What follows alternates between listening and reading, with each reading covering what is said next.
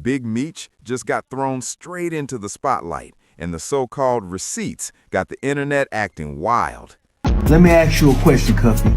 At any time during the initial stages of your indictment involving this whole Tammy Cowins thing, did you talk to Big Meech or did you send a message to Big Meech in any way to tell him or to alert him of what was going on? We sent Big Meech certified mail. Big Meech set me up, and Tammy set me up with the sting in 2013. After 50 Cent waved around paperwork hinting that Meech might have told on somebody, social media exploded overnight. But here's the real question people started asking. Where did 50 even get this stuff from? Turns out, he's allegedly plugged in with some old BMF affiliates, and they've been talking loud like they got history to settle. Now peep this. Well, did Blue Da Vinci cooperate or no? Yeah, he cooperated. I mean, I didn't say it. It was in Miss Mara Shalhoub's book, where his own lawyer said, yeah, if there was anything else that we could do, Your Honor, to help you along with this case. Rumors started floating around. People whispering stuff like, you ain't heard what's really going on. But Meech, he's not stressing it at all. Word in the streets is that Big Meech is ready to show 50 exactly how a real boss responds to disrespect. And this ain't just some internet jokes or petty trolling. This is legacy talk, reputation talk, street history on the line. What makes it even messier is 50's reputation.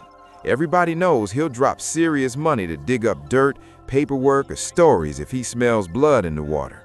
Once he locks on to a target, he usually doesn't let go. One night, and then my homeboy that was with me, he was like, Tone Bird, he from BMF too.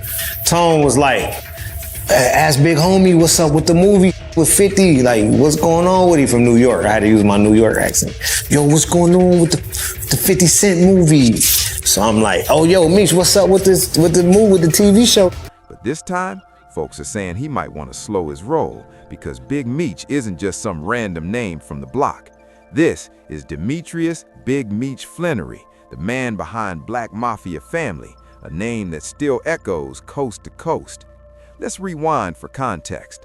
Back in the 1980s, Meech and his brother Terry Southwest T. Flannery jumped into the streets heavy, starting small and moving product in $50 bags.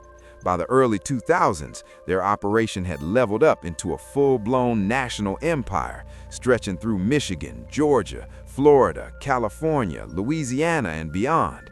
That kind of motion had federal eyes watching closely, so they created a clean-looking front called BMF Entertainment.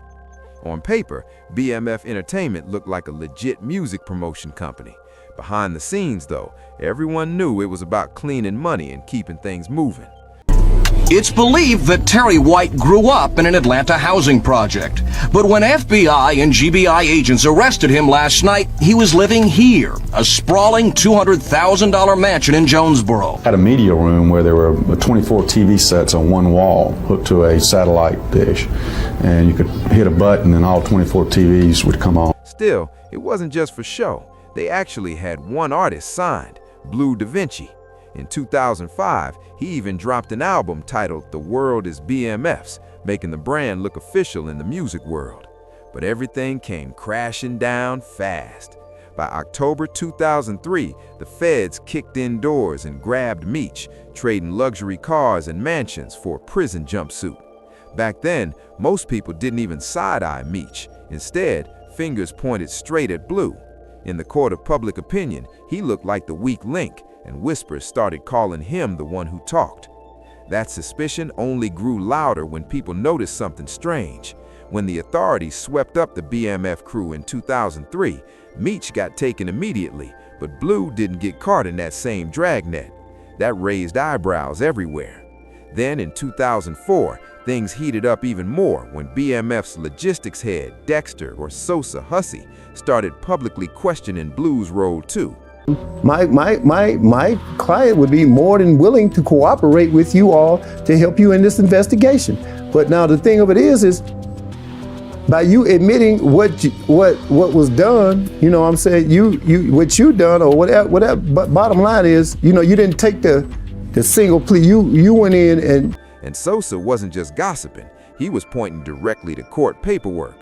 Blue showed up in court with his attorney, and the lawyer told the judge, "Your Honor, I forgot to mention earlier, when you asked which defendants attempted to cooperate, Mr. McKnight did attempt to work with the government." He also made it clear that Blue was debriefed, but supposedly didn't have any useful info about other defendants. To make it even crazier, the lawyer admitted that this debriefing didn't just happen, it went down months earlier. On top of that, he said Blue also did a safety valve meeting that same week, and now people are asking the same question all over again. What exactly does that mean, and why is it coming back up now? Basically, Blue was ready to open his mouth, but the problem was simple. He didn't have anything worth trading. So yeah, he attempted to cooperate, but the feds weren't impressed at all. No real intel, no major names, no leverage. They didn't even bother picking up the crumbs he was offering. He's like, I just gotta wait to holler at Tammy before, you know what I'm saying, I know where we at with that. And Tammy is a government informant. So when he said that, I was like, Tammy, what you mean, Tammy? Like, nigga, you ain't heard what's going on with her? And that's when the real questions started buzzing loud. If Blue didn't have the real information, then who actually handed the feds the keys? That's what things took a sharp turn. After getting labeled the snitch for years, Blue finally snapped and decided to clear his name. In 2023, during an interview with Cap Capone News, he flipped the entire narrative and pointed the finger somewhere nobody expected, straight at Tammy Cowins. So who is Tammy Cowins? She wasn't some random outsider. She'd been tied to Meech as a business partner going back to 2008. After Meech got locked up, Tammy stayed in contact. Was giving them information on that they already had and thought it was cool, but you know, that was part of that. You just confirmed other shit that the other CIs just done told. Handled business moves and ran errands on his behalf while he was behind bars. From Meech's perspective, she was solid enough that he trusted her with something huge, control over his life rights. That decision was massive. By signing those papers, Meech gave Tammy the authority to tell his story, sell his legacy, and turn his past into a serious moneymaker. And Tammy wasted no time cashing in. She linked up with 50 Cent and helped co-produce the hit BMF series that dropped in 2021, turning Meech's life into prime-time entertainment. But here's where it gets sticky. According to paperwork Blue later leaked, Tammy wasn't just handling TV deals and production meetings. The documents suggest she was allegedly playing both sides, smiling in public while quietly feeding information to federal agents behind the scenes. Those same documents list Tammy as CS1, meaning a confidential source tied to the DEA's Atlanta division as far back as 2009. And the info she allegedly gave up wasn't small talk. It directly helped crack a money laundering case that led to the conviction of Terry White, a serious player in the streets, not some low-level name. Now here's the wild part. When Tammy first started talking, she wasn't even getting paid. No cash, no deal, nothing. But once her information helped the DEA take down Terry White, agents realized she could be valuable long-term. Her handler, a DEA agent named Harsh, reportedly pushed to get her rewarded with a percentage tied to assets seized from White's operation. And we're not talking pocket change. That asset haul allegedly included cars, cash, properties, and other valuables. Once those doors opened, Tammy suddenly went from unpaid source to someone the feds wanted to keep close. What makes it even stranger is her motivation. According to the paperwork, Tammy wasn't under pressure. She had no criminal record, wasn't facing charges, wasn't tied to substances, and wasn't trying to save herself from prison time. Even the feds admitted she didn't fit the usual informant profile at all. So why flip? Revenge. Word is Terry White allegedly used Tammy to clean dirty money without her knowledge.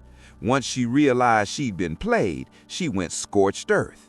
This wasn't about cash or survival. It was personal, and she wanted payback. But here's the part that really makes people pause. Why did Tammy keep talking after Terry White was already locked up? That's where everything starts connecting. But hold tight, because that twist is coming next.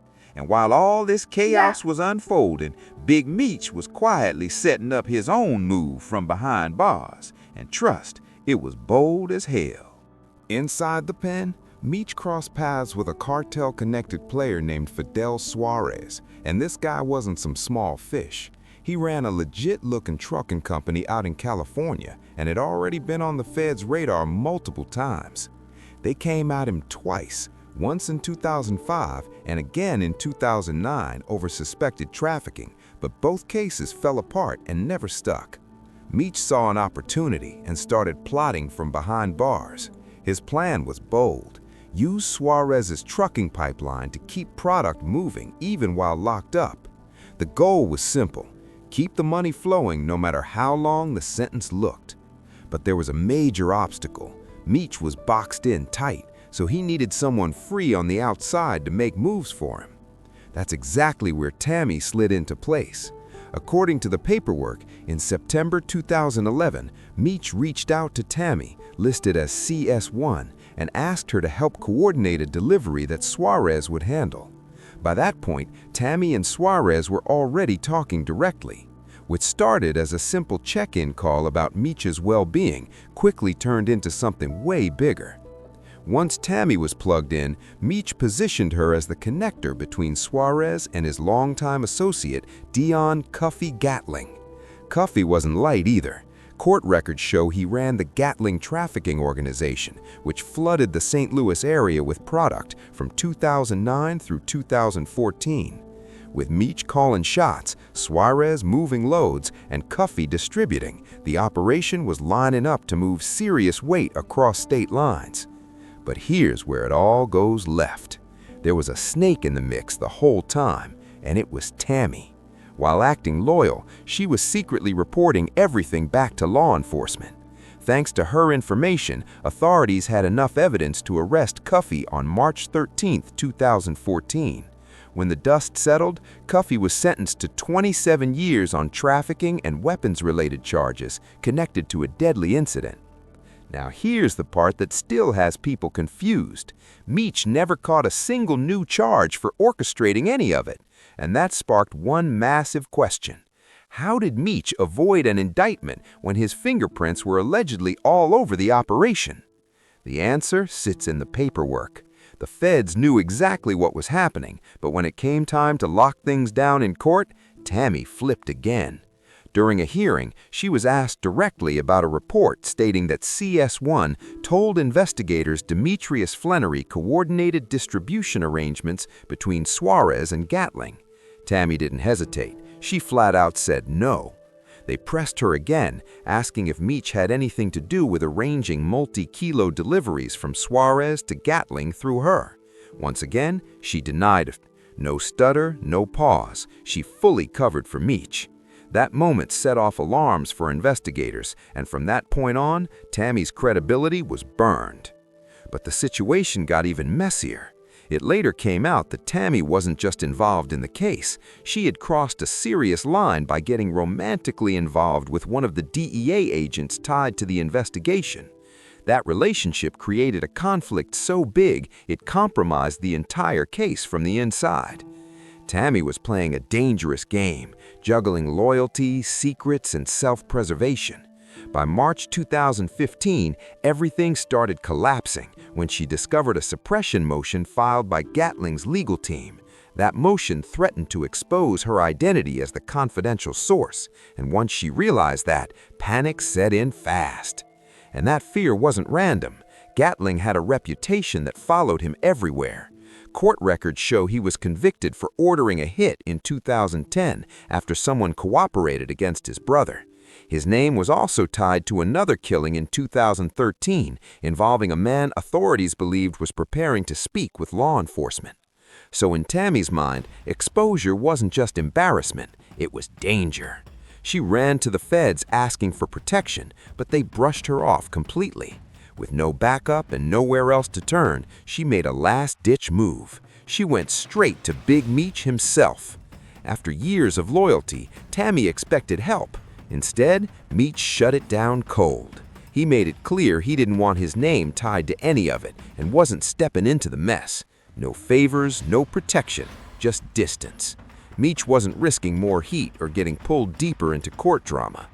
That meeting flipped a switch in Tammy. From that moment on, she went into full cleanup mode. Her mission became erasing Meech's name from the case completely. She even dragged the DEA agent she'd been involved with into the chaos, accusing him of acting out of jealousy over her connection with Meech. Court records show Tammy, still labeled CS1, threatened to send an unsworn affidavit to everyone involved in the case, including attorneys and the judge. In it, she directly attacked wiretap claims, suggesting Meech set up the Suarez to Gatling operation. She claimed the agent only named Meech out of personal resentment. But none of it saved her in the end. Once Cuffey was sentenced, it didn't take long for him to piece together who had been feeding information. He filed for a Franks hearing, forcing the government and its sources to answer questions under oath. That meant agents, paperwork, and yes, Tammy herself were all exposed face to face. And once that door opened, there was no turning back. Once that Franks hearing hit the table, everything went from messy to straight up explosive. This wasn't just another courtroom move. This was Cuffey forcing the government to put their whole playbook on display. Every lie, every omission, every shady move by agents and informants was about to get dragged into the light. For the feds, this was nightmare fuel. A Franks hearing meant the defense could challenge whether investigators lied or twisted facts to get wiretaps approved. And guess whose name was all over those wiretap affidavits? Big Meech. That's why Tammy's sudden panic made so much sense. If the judge ruled those affidavits dirty, the whole case could unravel fast. Tammy knew she was in trouble. Once Cuffey's lawyers started poking holes, her role as CS1 was no longer a secret in the shadows. It was a ticking bomb. She started firing off complaints, accusing agents of misconduct, jealousy, and personal vendettas. It wasn't strategy anymore. It was survival mode. Behind the scenes, the government realized they had a serious credibility problem. Tammy had already lied under oath to protect Meech, slept with an agent tied to the case, and threatened to blast affidavits to everyone involved. That's not just messy, that's radioactive. Prosecutors quietly started distancing themselves from her, treating her like a liability instead of an asset. And here's where it gets even crazier. Despite all the evidence pointing toward Meech's involvement in coordinating things, the feds made a calculated move. They left him out of the indictment entirely. Not because they didn't know, but because pulling him in could have blown up the entire prosecution. One wrong move, and Cuffey could have walked free. So instead of risking it all, they sacrificed Tammy. Her usefulness was done, her credibility shot, and her protection basically vanished overnight. Once the case wrapped up, she was left exposed. No deals, no shield, no guarantees. That's a dangerous position for anyone tied to street-level fallout. Meanwhile, Meech stayed quiet, real quiet. From behind bars, he didn't speak publicly, didn't argue paperwork, didn't go back and forth online. He let everyone else crash out while his name slowly slipped out of the official narrative. To some people, that silence looked calculated. Not fear, not weakness, strategy. And that's why years later, when 50 Cent suddenly popped back up waving paperwork and talking spicy, it reopened wounds nobody thought would resurface. Old court docs, old informant labels, old accusations, all dragged back into public view. That's what made the internet lose its mind. Because now, the story doesn't look as simple as Meech told or Meech didn't tell. It looks layered. It looks like informants lying to protect him, agents cutting corners, and prosecutors choosing wins over truth. And when you zoom out, it explains why nobody can ever pin a clean label on what really happened. That's also why people side-eye the timing of all this. Meech is home, his name is buzzing again, the BMF brand is hotter than ever, and suddenly the snitch talk comes back full force. That doesn't feel random to folks watching closely. Whether Meech played chess, whether Tammy tried to clean her mess, or whether the feds just wanted a conviction at any cost, one thing is clear. This wasn't some sloppy street collapse. This was layers of strategy, betrayal, silence, and survival all colliding at once. And now, with old enemies resurfacing and paperwork getting reposted like it's brand new, the past isn't staying buried anymore. The question isn't just who talked, it's who played who and who walked away clean when the dust settled.